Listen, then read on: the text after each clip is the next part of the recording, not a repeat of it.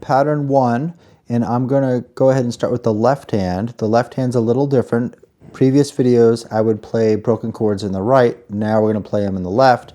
And the first note is B, D, and then G. That's for one bar.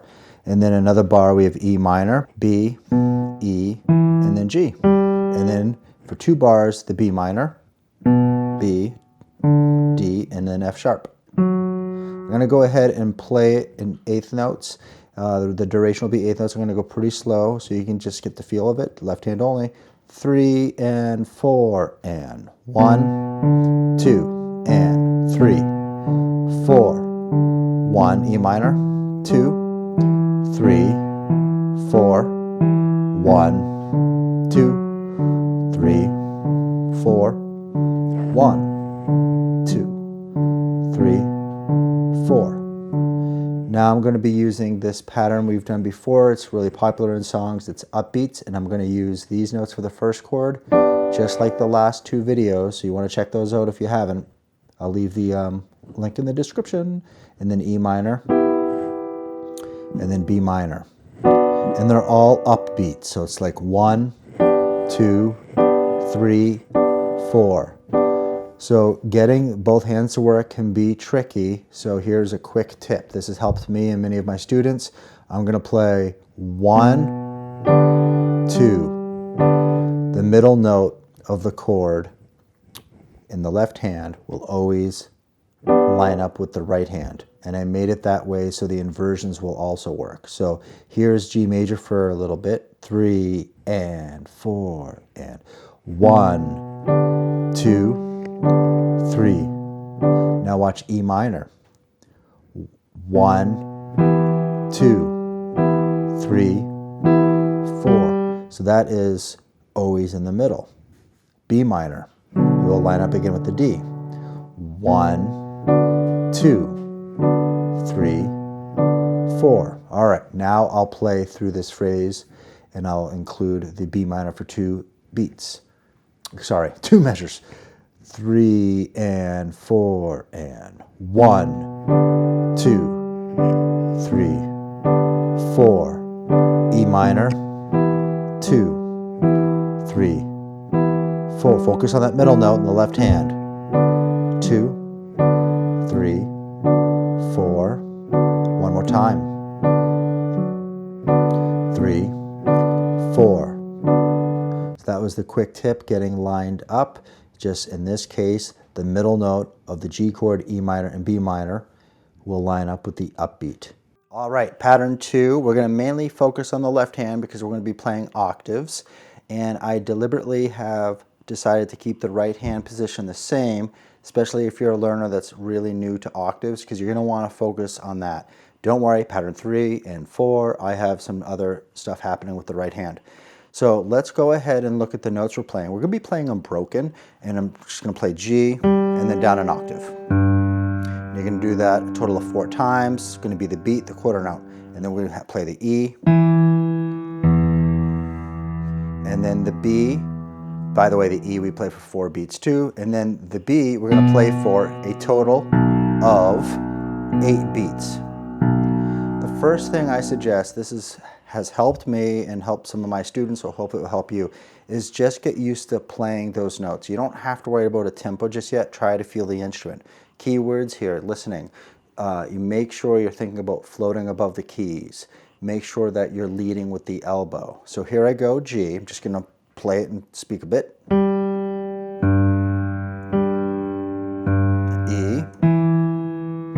I'm pedaling on the beat, but you don't have to pedal yet. B.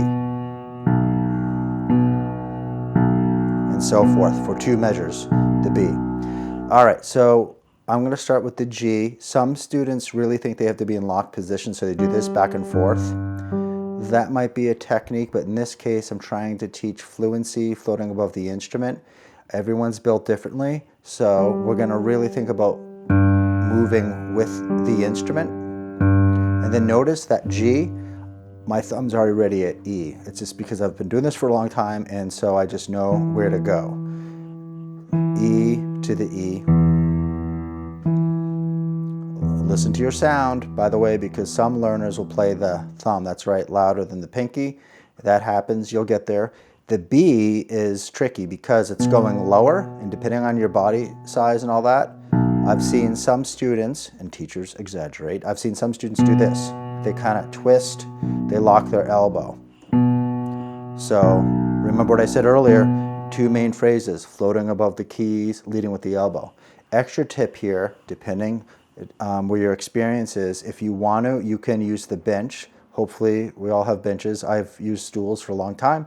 But with the B, some players would tilt a teeny bit. They want to move with the instrument. So you can keep that in mind.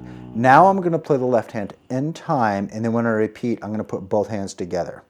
And then when I put both hands in, I might slow it down a little bit. Here I go. 3, 4. 1, 2, 3, 4. 1, 2, 3, 4. 1, 2, 3, 4. 1, 2, 3, and 4. And 1, 2, 3, 4. 1, 2.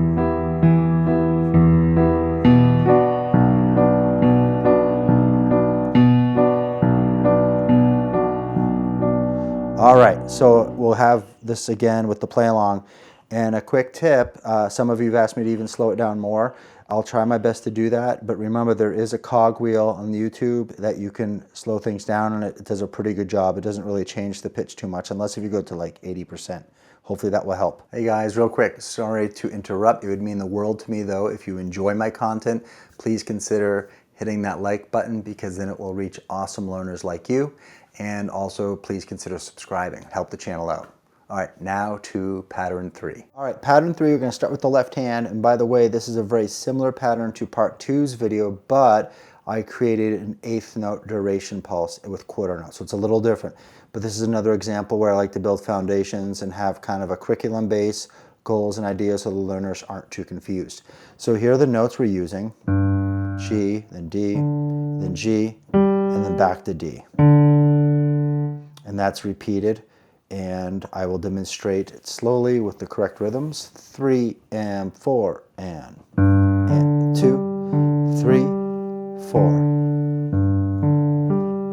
So you can warm up and just play this until you're really comfortable without thinking about it. Now the same pattern for the E minor chord, E, B, and E. Same rhythm. 3 and 4 and.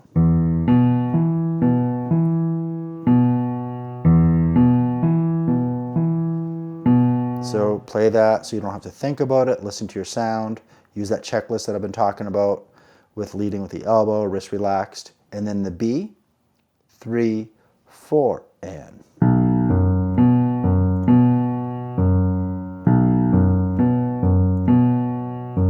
All right, so we're going to come back to this, but now the right hand. If you've been following along through these series, it shouldn't be too hard, but we are going to be playing it broken, descending, and then up, and then a small blocked chord. Small meaning not the whole chord. So it sounds like this. 1 and 2 and 3, 4. That's where we're going. We're playing it broken and then blocked. And the same thing with the E minor. Here are the notes. 1 and 2 and 3, 4. B minor. 1, 2, 3, 4. So what I made somewhat easy / forgiving for pattern 3 is the rhythm is the same. So now I'm going to demonstrate both hands super slow. 3 and 4 and 1 and 2 and 3, 4. E minor. 1, 2, 3, 4. B minor. 1, 2, 3, 4. Again. 1, 2, 3, 4. If you can play that comfortably, really slow without getting confused, that's a good sign. If you are having a hard time, then as many teachers say, break it down, isolate where the problems are. All right, pattern 4. Let's start with the left hand. This pattern is very thick sounding and powerful. We're going to be playing chords simultaneously in each hand. It's pretty cool. The left hand, we're going to be playing the B, the D, the G, so we know that pattern. The rhythm is 1 and 2, and then we go to the octave. So it has two parts to it. First we have this, 1, 2, okay? And then right after that last one, we go to the G, to the octave. I'll demonstrate it nice and smooth but slow. 3 and 4 and 1, 2, 3, 4. And then the same thing for the E minor. 1 and 2 and 3, 4. B minor, and then I'm going to share a tip because you might get thrown off here. First I'll play the original, 3 and 4 and 1, 2, 3, 4. All right, so there's a lot of traveling going on here, so you might want to try this. We're going to leave out that last punch. So now instead of 3 of them, we're just going to do 2. Watch. 1, 2, and 3, 4. I gave myself an opportunity to get in position for the octave playing. You can do that if you wish. All right, so the right hand is pretty similar to what we've been doing for a while, but we're adding in the 1 and 2, 3, 4. And before I continue, I've been messing with a lot of different right hand patterns, but I said, you know, there's a lot going on, and from teaching, it's important to just add a little bit at a time that's new so our brain can digest it, because there is a good amount going on here.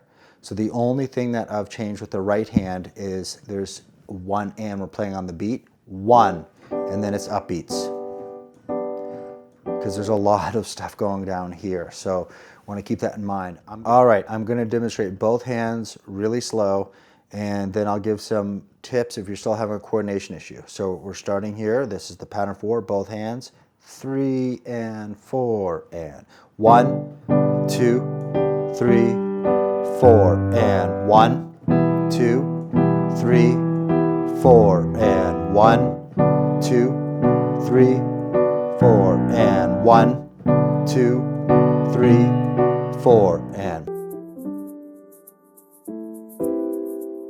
and 1, 2, 3,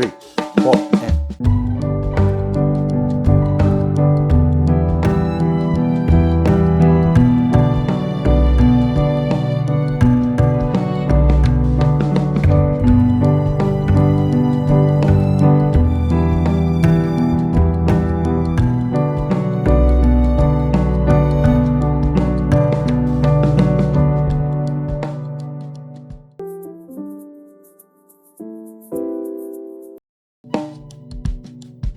3, 4 and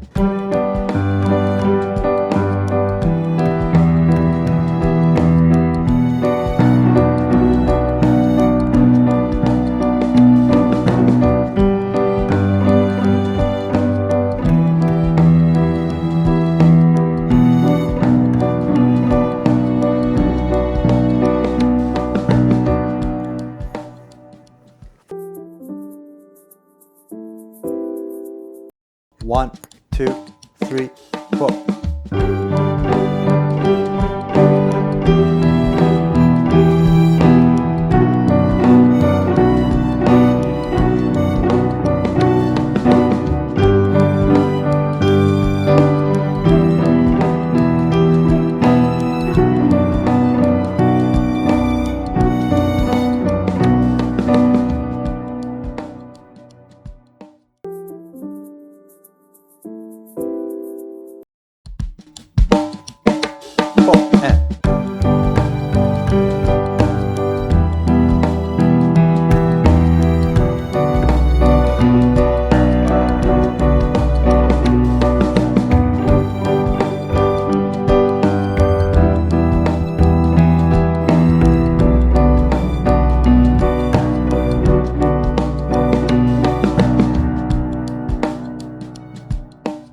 Thank you so much for watching.